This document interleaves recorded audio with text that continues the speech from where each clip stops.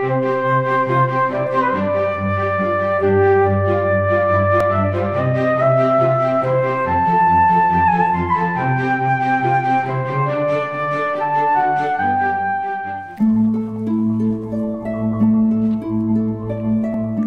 to Thorp Perrow on this glorious autumn day. You really couldn't have come on a more special day to see this rather remarkable place. There's been a house on this site since the Domesday Book.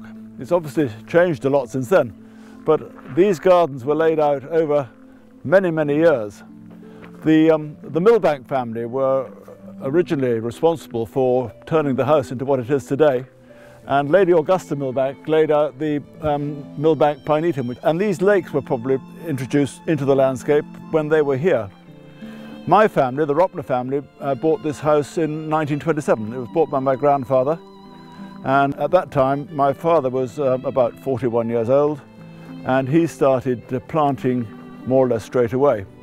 Why he's collected trees and not French Impressionist pictures I shall never quite understand, but let's go and have a look around. The Milbank family lived here for quite a long time in the Middle Ages, and Ladt Augusta Milbank was responsible for planting the Milbank Pinetum, which you can see behind us over my left shoulder. She planted that in about 1856, and it looks as lovely today as it did when she planted it those many years ago.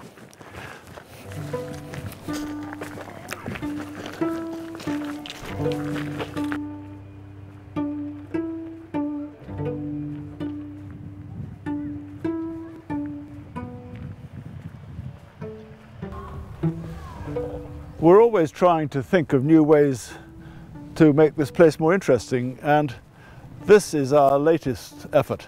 Up until a year or two ago, this was completely untouched by human hand for 100 years or so, I would think, and so we have now turned it into a bog garden.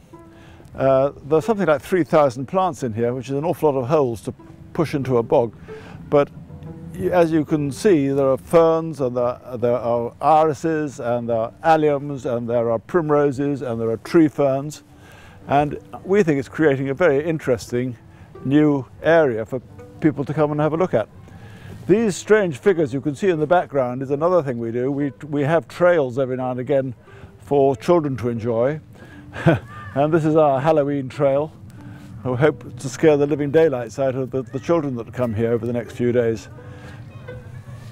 But this water you can see on my left is probably the original spring. This is called Spring's Wood, where they probably brought the animals to drink in the old days.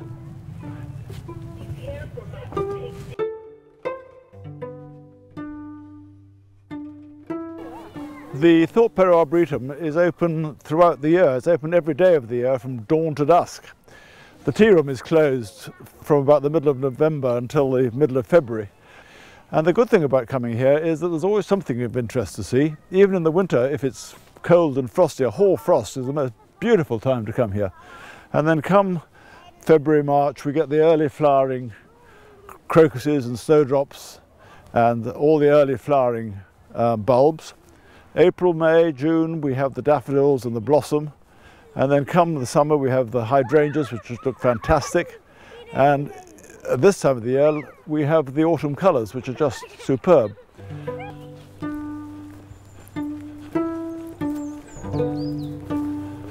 This is a monument that we erected in memory of my father. Instead of people sending flowers for his funeral, a lot of his friends were kind enough to subscribe to this attractive, we think, monument. We pinched Christopher Wren's epitaph. If you would see his monument, look around, and what more apt wording could you find for a man that created this amazing arboretum.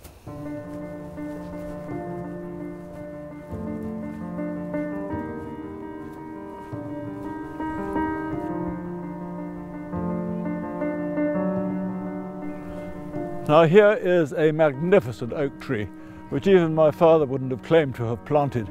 In fact, we're pretty certain it was planted by Catherine Parr, Henry VIII's last wife, who lived for most of her life at Snape Castle, but what a magnificent specimen of an oak tree that is. I've often thought it'd be quite amusing to add to the authenticity by having a big heart engraved on the trunk with KPH8, but I've been persuaded that that is probably not such a very good idea.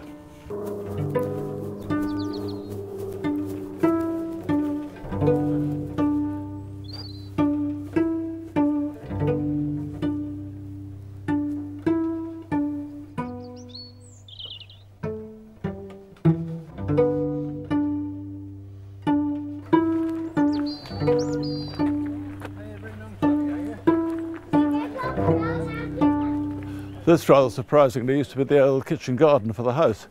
We soon discovered it was much cheaper to buy our vegetables at the supermarket, and luckily for me, Tom Graham came along and turned it into a bird of prey centre. We'll go and meet him now, and he'll no doubt have great pleasure in showing you some of his fantastic birds.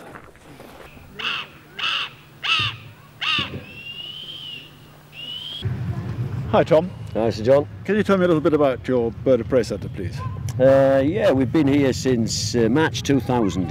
We actually opened. It was a bit of private collection really before then. Private collection? Yes, yeah. Started with about 40 odd birds, and we're up to where we are now, about 120 birds. And how many different species, is that the right expression? Yeah, we have well, we have every sort of bird of prey from every continent of the world. We have 3 different species of eagles. I think we have 12 species of falcons. And about 9 species of hawks, and the owls, it's absolutely endless. Right.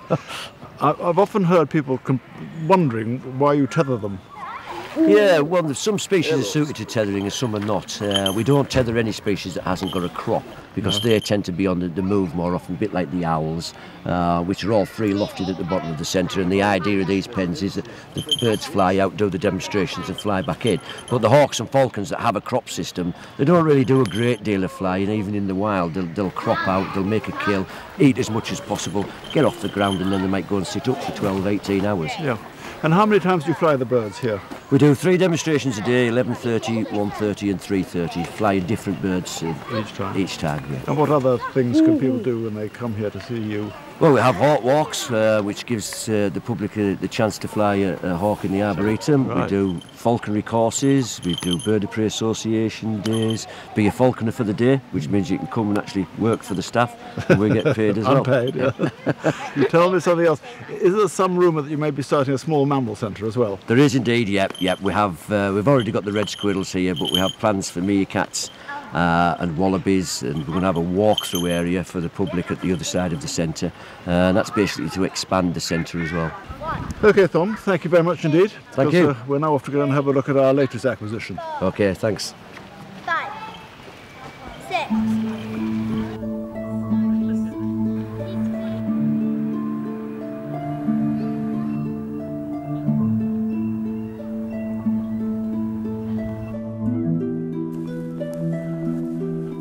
Now, we're going to have a look at my most recent acquisition. You can all tell, no doubt, that it is a magnificent stone acorn. It was given to me for my very recent 21st birthday by my wife and family and friends, and I think it's absolutely superb. It was done by a local stone waller called John Simpson, and what a wonderful job he's done. Anyway, that concludes your visit to the Arboretum. We hope you've enjoyed it. The Arboretum is open every day of the week from dawn till dusk, and we'll very much look forward to seeing you.